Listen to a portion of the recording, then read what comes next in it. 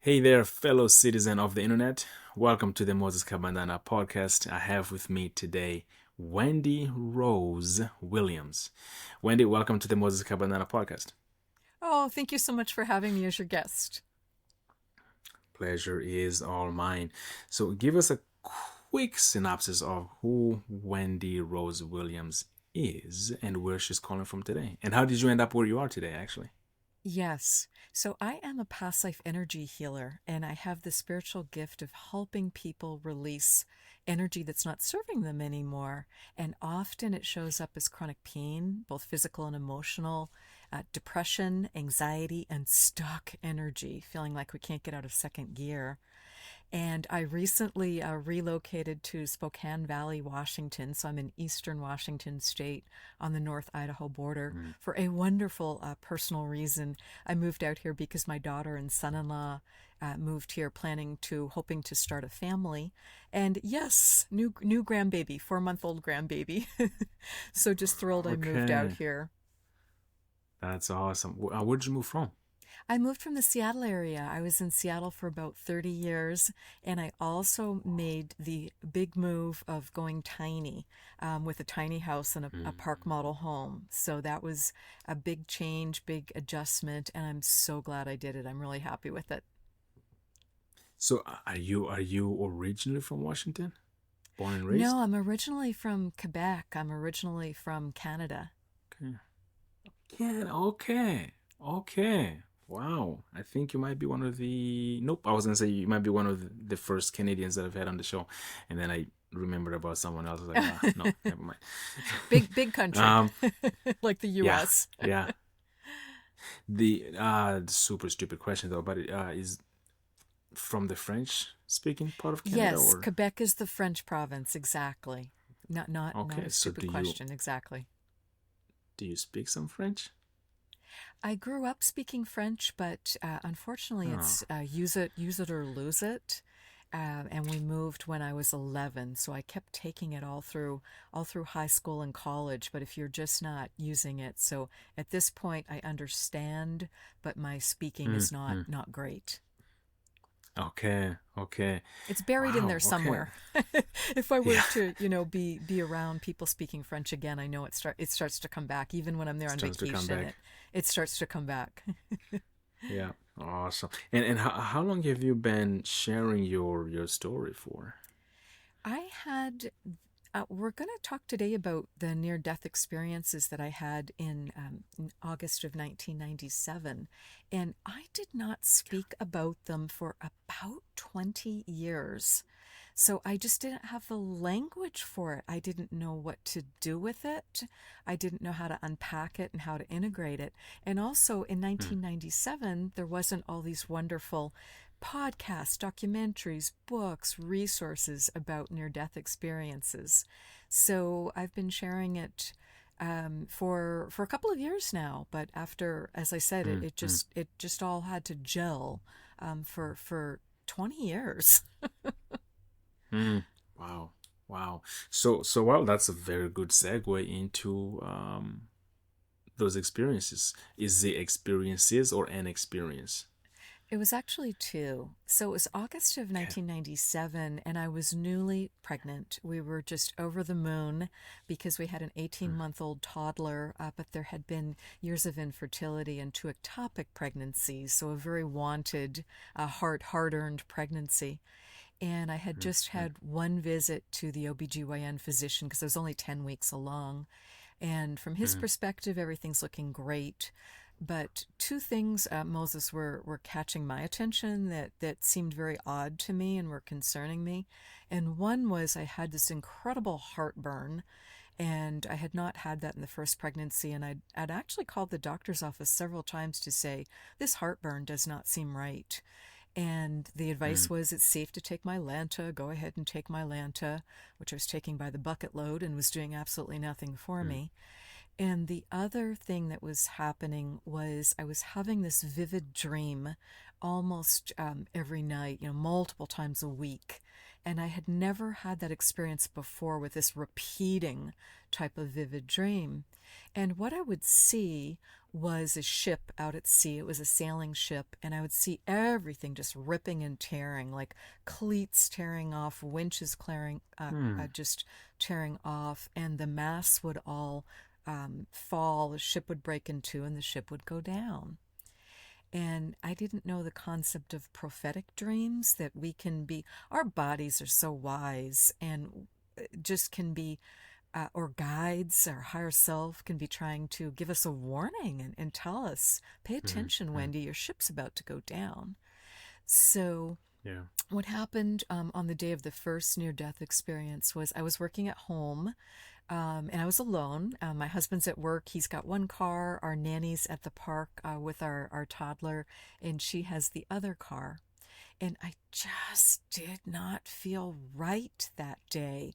I was so Hmm. restless. I was so uncomfortable. I just could not focus on work.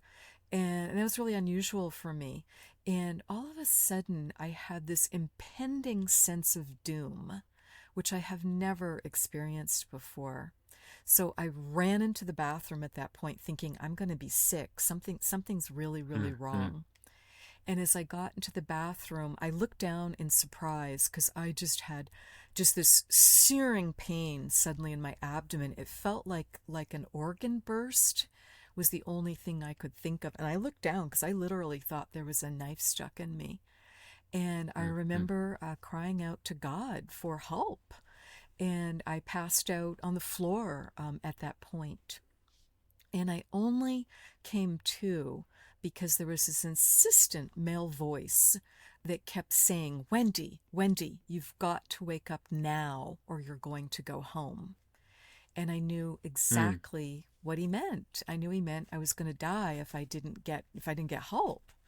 So I'm looking around the bathroom from my position on the floor where I'm just in a fetal position holding my stomach. And Moses, it just changed everything what I saw in my bathroom, because there were Hmm. 4 or 5 large angels. The room was just lit up with this light from them. There was so much love coming from them, so much wisdom, and I just knew that they were there to help me. So the male angel repeated, "You've got to call for help now, or you're going to go home." And my reply Hmm. was, I understand, but I can't walk. And how am I going to get to the phone? And this is 1997, so, we don't have cell phones, glued to our hand or glued in our back pocket. Yeah. I had to get to a landline.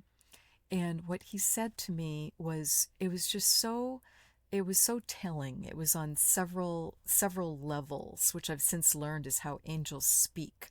What they say is very profound, and there's layers to the meaning. And he said, Hmm. Hmm. you just have to be willing to try. So I think he was referring to free will, because this is a free will planet, and we have to ask for help and then recognize it and be willing to accept it. We also have to be willing to do our part. No one can come in, nor should they come in with like the magic wand and, fix everything for us, because we're here to learn and have experiences and to grow, is my belief. So I managed to get up on my hands and knees. I was not able to stand, but the minute I was able to do that with a lot of effort, it was like being gently just moved, or Hmm. flown is the best way. And my brain is going, I can't believe these things. This is, it's just, my whole belief system was just opening and shattering, and I could just feel my heart opening. That I was getting this assistance was incredible. So I'm now just the few feet away that I needed to get at the nightstand, where I can reach up and get the landline phone down. And I did have a Hmm. brief moment of who do I call, because he just said to call for help. He Hmm. didn't say Hmm. who to call.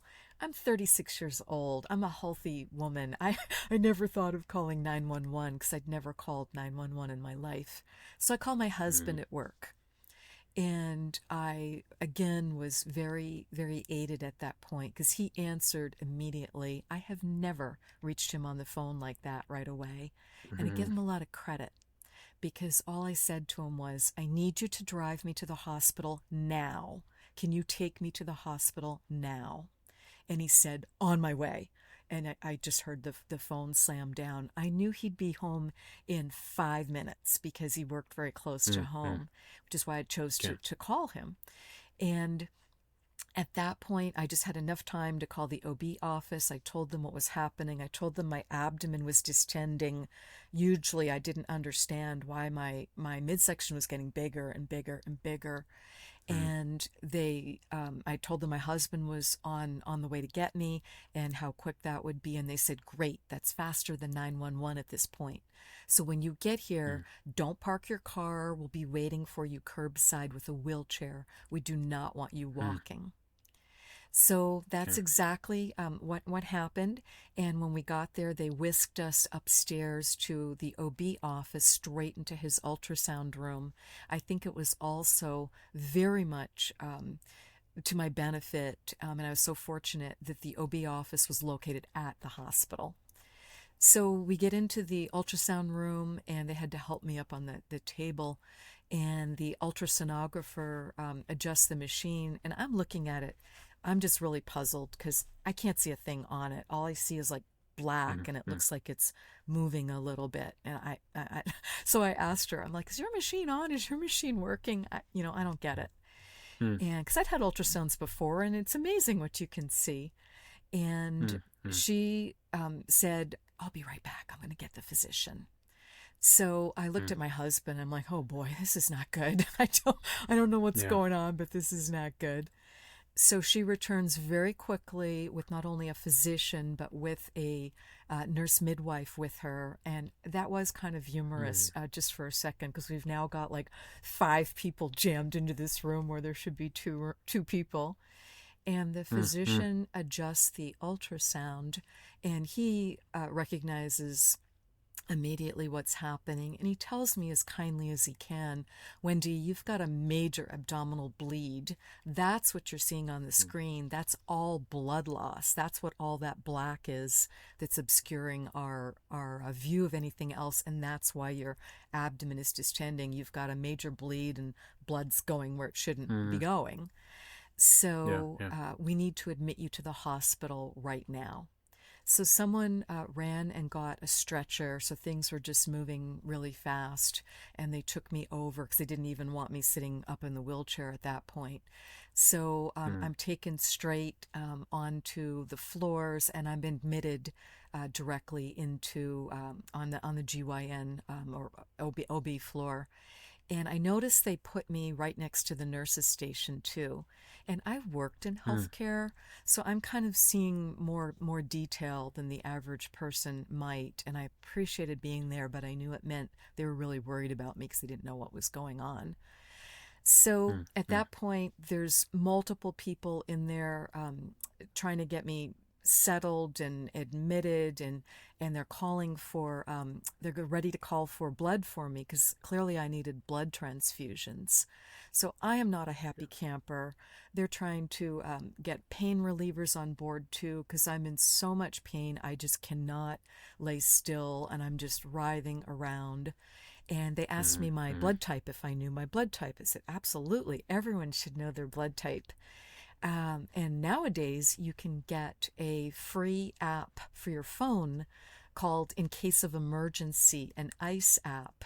And I think everyone should Mm. download that because if you're ever in a situation where you've got a medical emergency, you're in a car accident, whatever might help, if you cannot clearly speak for yourself or answer questions, you're going to have your phone there, and medical personnel can get straight to that app without knowing your password. So Mm. put in your Mm. blood type, allergies, anything else important in there. So I told the nurse my blood type is A negative. So she went out to the nursing station to call the Puget Sound Blood Bank because this occurred in Seattle when I was still living in Mm. Seattle, and um, it's a central blood bank to not be wasting blood. So it's the blood bank for all the local hospitals and healthcare organizations. So she comes in, Mm. the nurse comes back in a few minutes later, not looking happy, and she said, "This is really unusual, but I cannot get blood for her." She's telling my doctor and me at the same time because evidently there was a train collision in Seattle a few days earlier, and it had used up all the A negative blood. So they were able to get some for me about 6 hours later. But that was part Mm. of the Mm. decision to not immediately rush me to surgery because I'm pregnant. We don't know what we're operating on. We don't know what we Right. don't have blood for me. And the body's a miracle. I mean, Mm. it's just regenerating all the time. So I was going through in my head, okay, what are the non-essential organs? Do I hope this was my appendix, my gallbladder? What are the Yeah. Yeah. non-essential organs? And we it's important to understand the hospital that I was in too. I was in my local community hospital, but they were doing about 5,000 deliveries a year. So they had a very deep infrastructure for OB emergencies. And I knew my physician really well because he had done both my ectopic pregnancy surgeries as well as my infertility Mm. work, Mm. as well as having delivered our daughter. So I chose to stay there because it was brief discussion. Should I be transferred downtown? Because this is really, something's really wrong here. We made the careful decision to do what's called watch and wait and see Mm. if this could heal on its own and if transfusion medicine could be the answer for me in combination with not getting out of bed. So I couldn't even get out Mm. of bed to go to the bathroom. So just to lie prone and see if the body could heal itself and hold work with those transfusions. So we did Mm. that for several days. But Moses, I could feel myself walking between worlds. I could feel my life force just ebbing out. And what concerned me the most about that was I didn't really care. That is so Mm. not my personality. I have never had that experience before to just be giving up like that. So Mm. we continued, and of course, I'm being very, very, very actively taken care of, including lab work every morning, which included a hematocrit to see what my blood levels were. So on day 3, my physician says to me, Wendy, you probably already know this, but at this point you're officially bleeding out, meaning you lose the blood faster than we can transfuse it. We're transfusing as fast and as much as we can, but you just lose it again, and your hematocrit keeps Mm. Mm. dropping. We've got to do surgery. So I Mm. agreed to surgery. It was going to be the next morning, first case of the day, which again, I knew meant they were really worried about me. It's going to be two OBGYN physicians, my own doctor, and one of his partners. So I was very Mm. happy with that team. And it was after dinner. You get your dinner very very early, so it's around 4:30 in the afternoon, the night before surgery, and I'm just trying to Mm. relax. I'm just trying to visualize the best possible outcome. I'm alone in my room, and I'm just trying to hold on to that thought and visualization. And the minute I have that thought, I pop right out of my body. I leave my body, and I'm like, oh, wow, best possible outcome. Because I Mm. felt so much better. I knew it took me a minute to work it out because I looked back over my shoulder and I can see my body in the bed. I can see me as Wendy, but I also Mm. knew that we're not our body. And I knew I was back in soul form because I felt so much better. I was so much more clear. I wasn't scared anymore. I wasn't in pain. And I kind of mm, like assessed mm, myself in the bed a little bit, and my sense of humor was coming back too. Was another big sign that my higher self, I was my higher self, I was my soul, because I'm kind of mm, critiquing. I'm like, look at her, she's like whiter than a ghost. She's whiter than those sheets. mm, Oh my mm. goodness! And look at her hair. She looks like the Yeah. wild woman of Borneo. Because of course there's been Mm. no mirrors, there's been no brush or comb for days, Right, in right. bed, just Mm, writhing mm, mm, around. So, but I just, and then I'm like, oh wow, I'm referring to myself in the third person, she, her, and that's how I knew yeah, I was yeah. back in this soul form. So all I wanted Mm, to do was follow the light, because I could see the light coming through from the ceiling of the hospital room. It was like triangle shaped, and I could mm, just feel this invitation and this magnetic pull to follow it. So I take one more look at me in the bed and go, she's fine. Very blasé, very yeah. detached from the body at that point. And I just start following the light. So I go up and up and up, feeling better, lighter, just more happy, more free. And I just keep following it. I'm out of the hospital building very quickly. At a certain point, I looked back and I could see like the shape of the earth, like an astronaut would see. And I Mm, did have mm, a brief thought, oh, she's so beautiful, referring to the planet. And I thought, we've got to take better care of her. And then I just needed to leave. So I just kept on going. So I keep going up faster and faster, further and further. And then there was this terrible stuttering to a stop. Like if you've ever been in a car that runs out of gas, like that terrible feeling, mm, like, oh mm, no, mm. I'm all the way out of Yeah. gas. I had no energy left. I had no fuel Mm, mm, left. And I had a brief thought, please don't make me walk through one of those long tunnels. I will not make it home. And again, this is mm, 97. I barely knew anything about near death experiences, but somehow I knew about many people described traveling home via this long tunnel. So the minute I have the mm, thought, don't make me walk through it, I won't make it, this beautiful, this pristine escalator drops in for me. And I'm like, yes, there's my ride home. There's no one else on mm, it. There's so much light from it. And I plop myself on it gratefully. And because I went to hang on to the right handrail. And mm, that made me realize what my form was at that time. I knew I should have been like a beach ball, like a big bright orb with like all this energy mm. inside it. Instead, I'm like flatter than a pancake, like hanging over the handrail. Huh. So it just takes me up and up and up. I'm like, oh, thank you for the ride. And at the top of the escalator, when I get home, when I get back to the light, to source love, heaven, whatever the right word is for anyone listening, it's whatever your belief system is. There was this welcoming committee that was incredible. They obviously knew I was Mm, coming, and my whole soul family, my whole soul group, the people I knew best from various incarnations was all there. There were 18 mm. or 20 of them, and I could see the Okay. same 4 or 5 angels standing right behind them. The angels were bigger and there's more light coming from them, and I just knew the difference.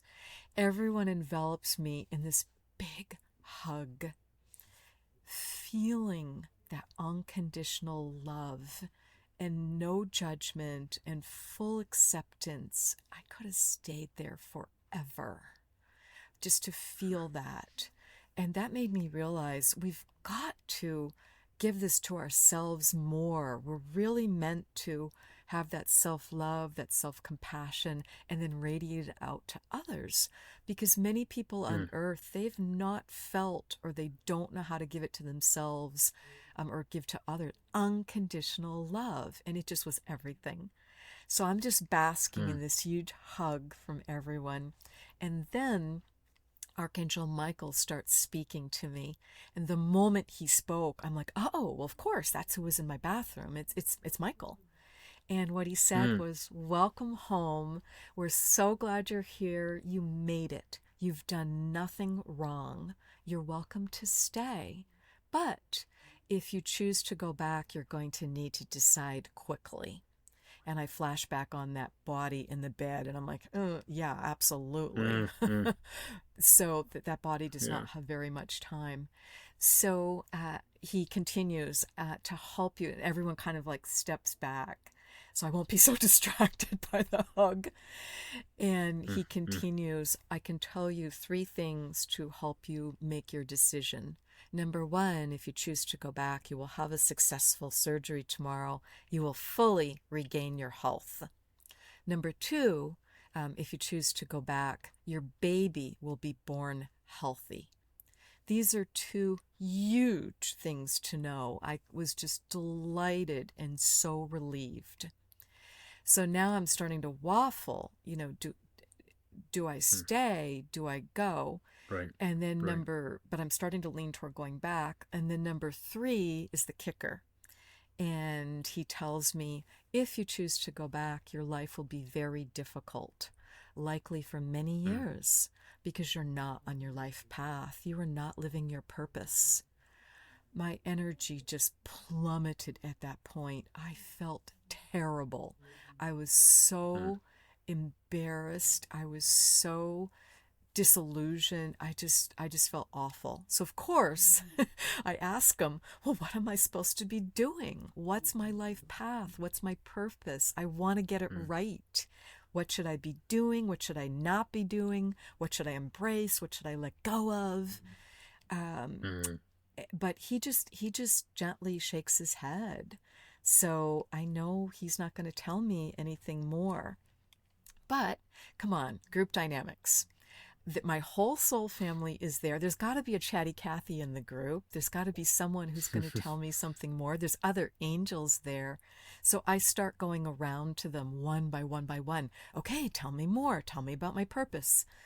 And no one will tell me anything. So my energy's just plummeting again. How do I go back if I don't know what the heck I'm doing?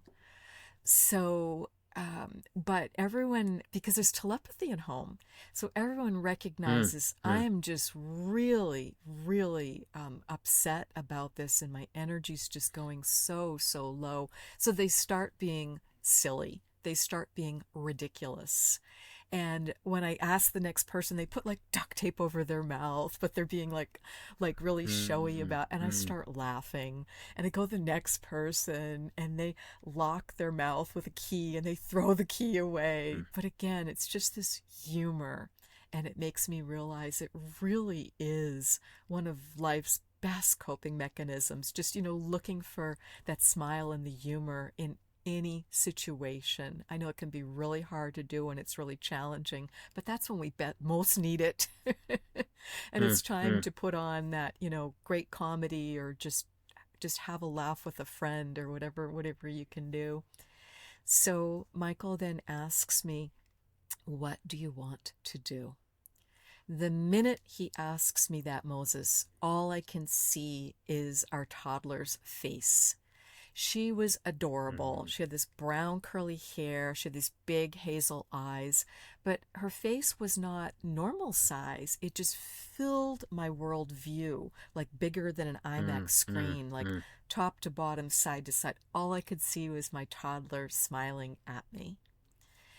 mm. So I told it made the decision very easy. So I told Okay. Michael, "Put me back in, coach. I'm ready. I'm Mm, ready to play." Meaning, I was going to do my best to figure it out and to engage with life at a different, deeper level, because I had had anxiety my whole life and I knew it made me be very conservative, not take enough risks. I knew I wasn't living life fully and boldly as we're all meant to. So the minute I tell him that, so he's just beaming. Everyone gives me another huge hug. With that second hug, I can feel not only the unconditional love and the support, but I can feel energy being downloaded to me because I did not have enough Mm, life force. I did not have enough chi at that moment. I don't think I would have survived the surgery the next day. It was a several hour complex surgery. So mm, I get mm, that from everyone. And then at a certain point, everyone kind of stands back, and I look at them all one more time. And I could see in the forefront, I could most recognize and interact with my four grandparents. I was not surprised to see my mom's parents there. I knew my mm, maternal grandparents really well.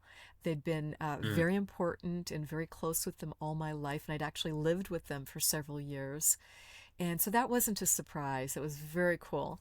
I also saw my paternal grandparents, and I knew exactly who they were, even though mm, everyone looks exactly the same, like these big white beach balls of just amazing mm, sparkling mm, energy. And that made me realize we've got to knock it off with these ridiculous biases and prejudices against people based on color, where they're from, any and all. It makes no sense. Let it go. Because we're all mm, souls. We're all souls choosing to have this human experience, and it's humankind. So mm, mm, I see the four grandparents. I'm surprised to see my dads for a moment and to recognize them so readily because I never met them in mm, this lifetime. They died before I was born. So that made me mm. realize Okay. we just have this soul level recognition. And I Mm, also saw one of my best friends in this lifetime there. That was intriguing because she's very much alive. So that made me realize wait a minute, there's higher self energy that's always at home. So there's no missed reunions because I hear people worrying about. What if when I die and I pass on and I go home and I want to reunite with my grandmother or whoever it is that's mm. deceased, not incarnated at the Yeah. moment, you'll not miss them because higher self energy is there. Mm, You can reunite with whoever you want to reunite with. So that was marvelous too. So at that point, Michael, I finished getting that hug, and everyone like turns into cheerleader mode. They're like, "You can mm. do it! Get back in there! You're so Yeah. brave! Go back in." And Michael just turns me around, puts me on the down escalator, and I just smile and wave to everyone, and they continue cheerleading for me. And I just felt so much more connected. It was a really really big deal. When I go down the escalator, I go directly into the hospital room and I go straight into my body slowly and gently. It was very easy. And then I could see that white light starting to just fade away. I had two immediate thoughts as I'm back into my body. And my first thought was, dang, why is she so little? I was annoyed Mm, to be only five yeah. two, and it just felt like a Mm, mm. squeeze to get that big Okay. energy back in. But I'm like, well, that's a good thing because that means my energies. I have more energy again to be ready for that surgery tomorrow because I feel Mm, mm, squished. And the other thought was like, oh, the pain. Because, yes, absolutely, the pain is back. I'm like, so glad right. I made Right. this decision and the surgery's the next day. So let me Mm. just stop at that point. What questions can I answer? There is at least three good ones. Good by my own definition. Uh, First, thank you for sharing that. That was it's My very unique. pleasure. I think you might be the first person on this episode, on this podcast, that we've talked about these types of experiences, Hmm. near death experiences. The first thing that I, as you were talking, I was writing some stuff down, and over time, memories might have failed you. I'm not sure, but if they're still there, it would be good to touch on some of these. Um, the first one that I have that's a bit more fresh is when you were in the bathroom, right? Yes. And you heard the voices. Did you get to see? You said you saw the angels. Yes.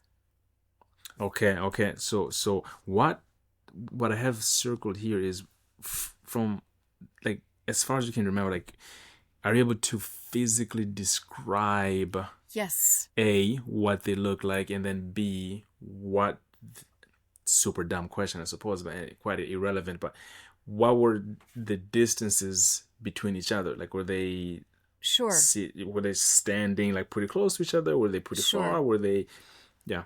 Sure. So there were four or five of them. Angels are much larger than human beings. They are 8, 9, 10 feet tall and just large. They're floating a few inches off the floor, and that kind of allowed me to see the curve of their wings behind them, Mm, mm, all the way. And just again, so much light. They were in white, beautiful white, pristine capes or cloaks, and there were hoods. I couldn't see faces clearly because there just was so much light okay, and so much love right. coming from them. They were fairly close to each other. They kind of were moving around a little bit, but they really. Our bathroom was good size. It was kind of an L shape because there was a walk-in closet as part of it too. Okay. But I mean, they just filled the space. So they're maybe like a foot apart, but all kind of like Mm, gently mm. moving around a little bit because they're floating. Okay, okay. Do they all have wings? Yes, they Okay. all of them. Archangel Michael, he. Let me think. Let me feel into it. He was to the far right, but just this very unique, strong voice, like to the point. And I Mm, did mm. not hear Okay. any of the rest of them speak, but I didn't need to hear anything else. He got that message across. Okay, okay. And the other one that I have here, well, I guess before I get to that, what was your religious upbringing, if any at all? Sure, sure. I was a Christian. I believed in God. I believed in Yeshua, in Jesus as his only son, and that Jesus was one of the most amazing beings to ever come to the planet, an incredible healer, and that he had come to uplift humanity. But my my belief system didn't go a lot further than that. I Hmm, hmm, wanted angels to be real, but they were more in the hmm. realm of, beautiful part of art, paintings or Okay. Christmas cards. Just, they were more like a lovely um, um, theory to me. But once you've had direct experience of this energetic being, there's just there's no arguing the point. Angels are very real and they are here to help us, but we need to call on them and ask for their help, and we need to do our part. I like that. That was my next touch point. There was the willing to try part. So I'm gonna cross that off there. Yes. And so another part that was a bit not confusing, but I wanted you to touch on a little bit more was I think you said Michael, Angel Michael, saying, "Hey, you have done nothing wrong. You are welcome Mm-hmm. to stay." Right, Mm-hmm. and then at the same time, um, you've chosen the wrong life path, or you're not I living wasn't to your living life it. path. Yes. Yeah, yeah. So how did you take that? Because it sounds almost not counterintuitive, but you've done nothing wrong, but at the same time, you not living the path that you're intended to live on is no Right. bueno. So Right. yeah. It sounds contradictory. My belief is we're never judged at home. We're not ever judged by God, source love, again, whatever term is right Mm, for mm, you. mm. And but we do choose, my belief is our soul chooses a life purpose. Do we fulfill our life purpose well and fully in every lifetime? No, Absolutely mm, not. mm, mm, So I feel that the near death experience did many things for me. I see it as a mid course correction because it certainly okay. got my Yeah. attention to know that I was not living my path and purpose. My background, my education and training, I've had my MBA degree, my master's in business, since I was 22 years of age, and I was working in healthcare business development for most of my Mm, mm, career until that point. It just, energy healing was not on my radar. I had no mm, idea what a past life regressionist was. I did not really know what a hypnotherapist could do. Just these things had not come up for me. And if you had told me 10 years ago, well, Wendy, you're meant to help others with their spiritual awakening and you're going to become a certified spiritual teacher, you're going to become a Reiki master energy healer, you're going to help people heal, I would have looked at you and said, do you know I have an MBA?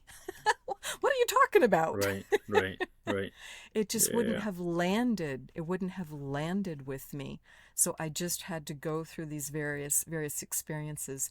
It's one of the top things that I hear clients ask about. Oh my gosh, what is my purpose? If I could just get more Mm, clarity mm, on my purpose. So it's something that I help them learn during their private session one-on-one.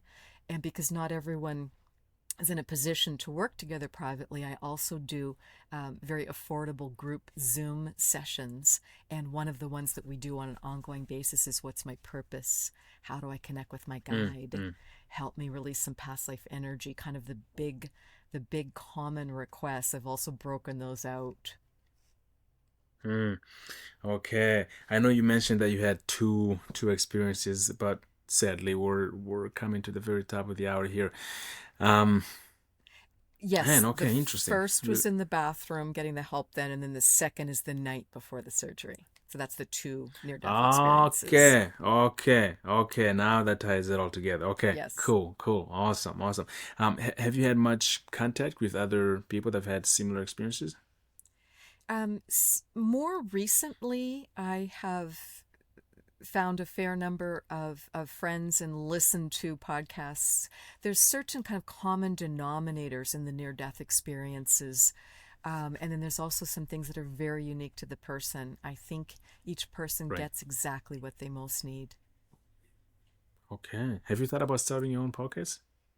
I do. I have a podcast with a partner. It's called Waking Up Spiritually, and it's exactly what we do is help people with the experience because it can be very confusing, it can be scary, it can be lonely, and we just want to help support and normalize these sorts of experiences.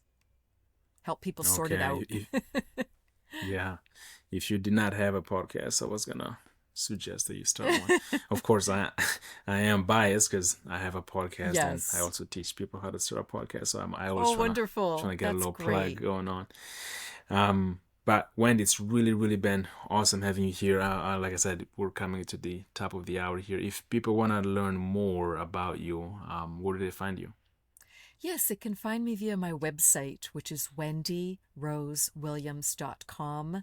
And there you'll find the information regarding the podcast, regarding the 3 books that I've published, regarding how to work together privately or via a group setting. Upsetting. Awesome. Well, a happy Monday to you, and hopefully there will be like a round two at some point. That would be wonderful. Well, thank you so much. I appreciate your questions and I appreciate the opportunity to podcast together. Awesome. Awesome. Happy Monday to you. Bye now.